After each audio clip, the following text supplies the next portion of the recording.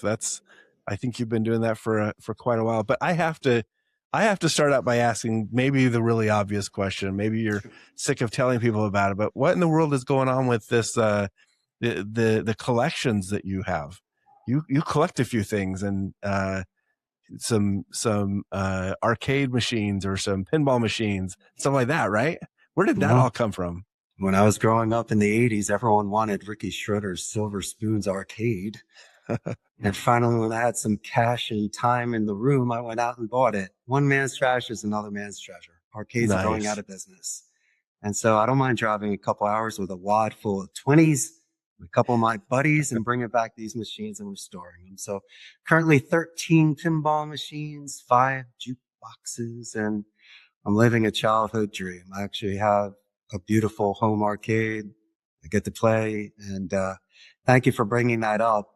If someone follows through on their passion and really truly knows what makes them happy, it's nothing like buying that painting and putting it on the wall. It just gives you joy. And when I play those machines, I can decompress. I love to restore them. And my favorite decade is the 1970s. You get one of those electromechanical machines.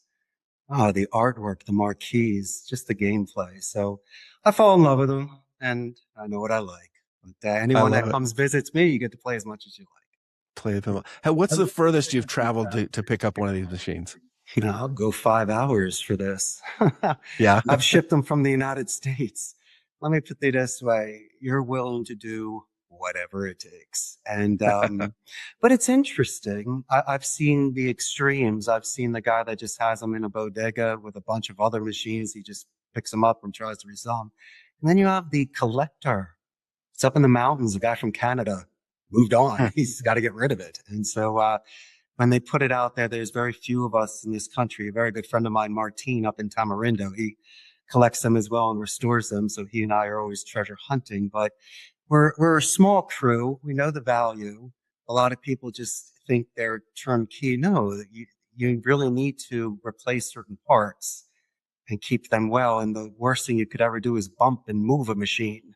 It's the biggest insult if you're playing with somebody. And so my point being is, if you can find a beautiful classic for under $1,000 or $2,000, put it in your living room. All your friends will hang out. It's better than a piano. It's not like the 1950s. So yeah, a lot of people will hang out, do some retro gaming, and you'll be the talk of the town.